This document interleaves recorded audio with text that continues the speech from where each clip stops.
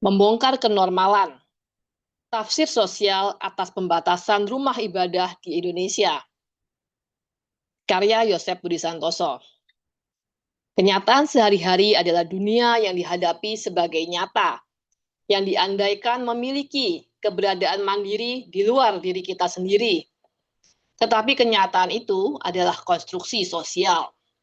Peter L. Berger dan Thomas Lackman, 1966.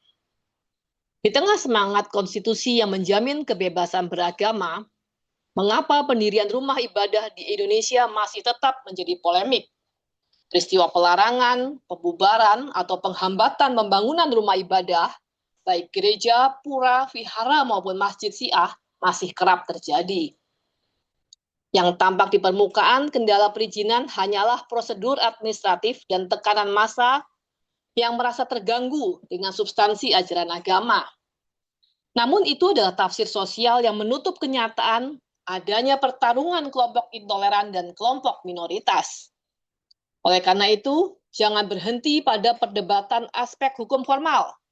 Kita perlu membongkar konstruksi sosial itu dan melihat dengan jelas, dengan jalan memotret kondisi seadanya persoalan yang terjadi di masyarakat. Prosesnya diawali dengan tindakan kelompok intoleran untuk menanamkan ide di benak masyarakat bahwa kehadiran agama lain adalah hal yang mengkhawatirkan. Ini adalah proses eksternalisasi. Mereka menggunakan bahasa sebagai alat untuk mengkonstruksi dan menyerang agama sasaran. Penolakan rumah ibadah dikemas dengan kalimat-kalimat seperti ini. Belum ada izin, menimbulkan keresahan warga, belum memenuhi syarat administratif, demi menjaga kerukunan umat beragama. Kalimat-kalimat itu berfungsi membingkai persoalan menjadi kesalahan pihak minoritas yang tidak tertib hukum dan meresahkan. Langkah kedua adalah objektivasi. Ini adalah proses di mana ide bahwa pihak minoritas adalah pihak yang tidak tertib hukum dan meresahkan, terus digemakan, dibenamkan ke benak masyarakat. Tujuannya sangat jelas, agar masyarakat memandang ide itu sebagai sebuah kebenaran, sebuah kenyataan objektif yang harus diterima, diikuti, bahkan tidak boleh dipertanyakan. Padahal ide dan kenyataan objektif tentu berbeda. Ide adalah sebatas sebuah pemikiran, hanya eksis di benak manusia. Kenyataan objektif adalah hal yang di luar pemikiran, itu adalah realitas yang nyata. Kelompok intoleran paham bahwa ide yang terus digemakan dan dibenamkan ke benak masyarakat akan dapat terinternalisasi. Internalisasi adalah proses di mana manusia mengambil kembali realitas sosial yang telah diciptakannya itu, lalu menganggapnya sebagai sesuatu yang wajar, alami, bahkan tak perlu dipertanyakan. Internalisasi ini menjadi pembenaran lahirnya pelembagaan tindakan intoleran dalam berbagai bentuk, termasuk peraturan hukum.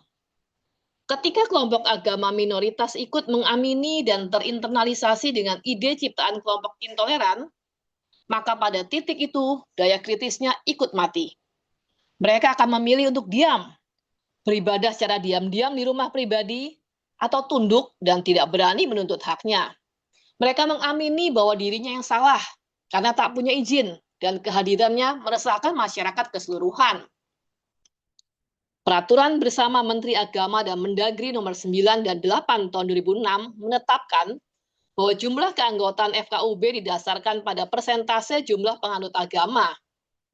Komposisi ini tidak mencerminkan kesetaraan, namun dominasi mayoritas pada minoritas.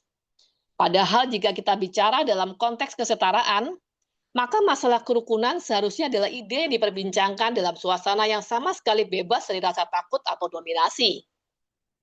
Seharusnya kita terjaga. Pelarangan rumah ibadah bukanlah hal yang normal. Itu adalah pelanggaran pada hak dasar manusia untuk beragama. Pelarangan rumah ibadah adalah tafsir sosial yang sengaja untuk menghancurkan kebinekaan kita.